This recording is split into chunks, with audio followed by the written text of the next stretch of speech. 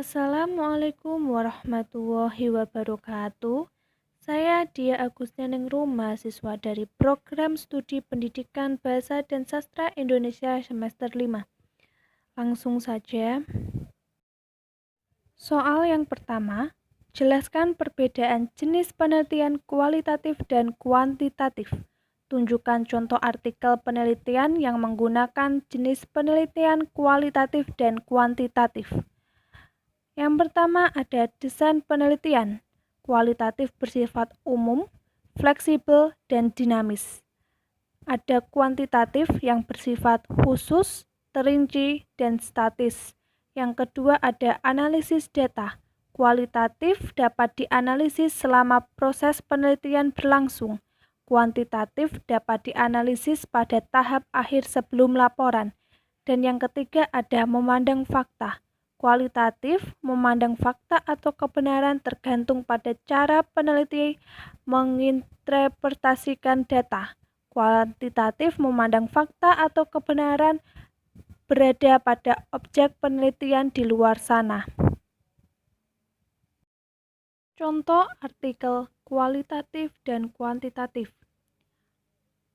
Seperti meningkatkan keterampilan menulis karya ilmiah melalui teknik SISPEM pada siswa SMA Negeri 1 Singaraja. Soal yang kedua, jelaskan apa yang dimaksud AWK. Anda menggunakan teori AWK. Contoh artikelnya, analisis wacana kritis atau AWK merupakan upaya atau proses penguraian untuk memberi penjelasan dari sebuah teks atau realitas sosial yang dikaji oleh seseorang atau kelompok dominan yang kecenderungannya mempunyai tujuan tertentu untuk memperoleh apa yang diinginkannya, sehingga ditemukan sebuah konteks yang harus disadari akan adanya kepentingan. Contoh artikelnya, analisis wacana kritis dalam wacana humor Abdurrahim Arsyad Stand Up Comedy 4 atau Suci 4 di Kompas oleh Dewi Asri Wulandari. Artikel penelitian saya telah sampai pada pembahasan. Soal yang keempat, jelaskan perbedaan data primer dan data sekunder pada penelitian Anda. Data penelitian ini adalah data primer, diambil dari hasil data yang berada dalam rangkuman buku novel tersebut, di mana hanya mengkaji maupun mengobservasi hasil penelitian yang ada pada buku novel tersebut. Data sekunder merupakan hasil pengumpulan data atau studi dokumen wawancara, observasi yang dimanfaatkan untuk mengkaji, menafsirkan, atau meramalkan masalah dari suatu penelitian. Data sekunder dari penelitian saya adalah absensi, buku-buku, dan novel, jurnal, sosial media yang mendukung. Soal yang kelima, jelaskan perbedaan wawancara terstruktur dan wawancara tidak terstruktur pada penelitian Anda. Wawancara terstruktur yaitu wawancara yang dilakukan secara langsung dengan berpedoman pada pedoman wawancara yang telah disiapkan. Wawancara tidak terstruktur yaitu wawancara yang dilakukan tanpa menggunakan pedoman wawancara. Soal yang keenam, jelaskan perbedaan sumber data primer dan sumber data sekunder pada penelitian Anda. Yang pertama ada sumber data primer, melihat langsung keadaan di masyarakat.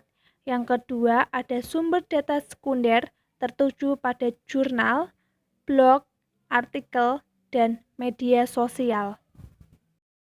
Soal yang ketujuh, apa perbedaan validitas dan reliabilitas pada penelitian Anda?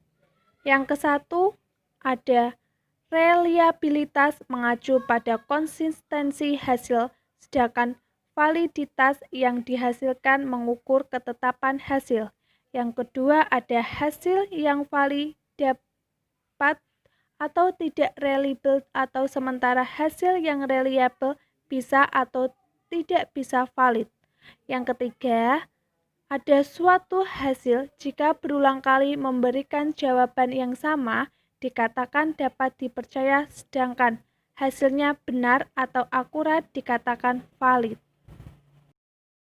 Soal yang ke-8, jelaskan penerapan dari heuristik dan hermeneutik pada penelitian Anda. Dalam menerapkan heuristik, tidak menghiraukan kelengkapan atau kesempurnaan teks atau kondisi gramatikal, sehingga apresiator dapat menambah ataupun mengurangi bentuk gramatikal yang ada guna menemukan makna yang terkandung dalam teks karya sastra itu tersendiri, digunakan dalam menganalisis makna dari sebuah puisi. Hermeneutik adalah dengan mengkaji makna melalui pembacaan yang berulang-ulang dengan meramalkan makna yang terkandung secara tersirat pada karya sastra itu tersendiri dengan menggunakan segenap pengetahuan yang dimiliki.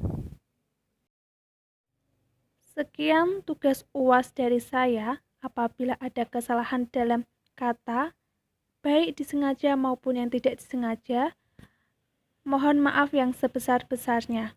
Wassalamualaikum warahmatullahi wabarakatuh.